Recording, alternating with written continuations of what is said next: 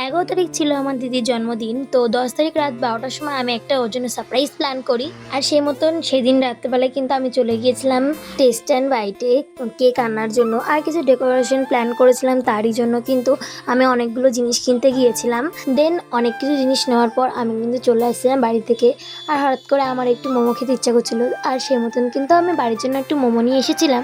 আর তো আর বাড়ি এসে আমি মোমো টোমো খেয়ে নিয়েছিলাম। আমি রাত্রেবেলায় কোনোদিনই খাই না ভাত। আর সেই দিনকে আমার কি মনে হয়েছিল, আমি একটু বিশ্রাম নিচ্ছিলাম। আর বিশ্রাম নিতে নিতে কখন ঘুমিয়ে পড়েছিলাম আমি জানি না। তার উপর থেকে ফোনের রিচার্জ ছিল না বলে আমি তো আর কোনো কিছু দেখতেও পারিনি।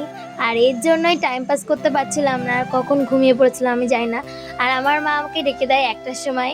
আর দেন তারপরে কিন্তু আমরা এখানে কেক কাটতে বসি।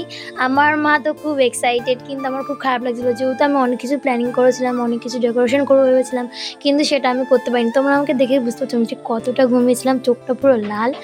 যেহেতু আমার খারাপ লাগছিলো সেদিনকে, যে এত কিছু ভেবে রেখেছিলাম করব কি বৃত্তান্ত, কিন্তু সেটা আমি করতে পারিনি। জানো তো, যখন আমার ঘুম পাচ্ছিলো তখন আমি ভেবেছিলাম যে মাকে বলি আমাকে ডেকে দেওয়ার জন্য, কিন্তু সেটাও আমি বলতে পারিনি। এত ঘুম পাচ্ছিল আমার সেই দিনকে, জানি না কি এমন হয়েছিল আমার সাথে। তারপর তো আমার মার মনে পড়েছিল যে আমি কেক এনেছিলাম, তাই জন্য কিন্তু আমার মা 1টার সময় আমাকে ডেকে দিয়েছিল। আর এই ছিল আমার সারপ্রাইজের ভেস্তে যাওয়া প্ল্যান। আর কি বলবো তোমাদের।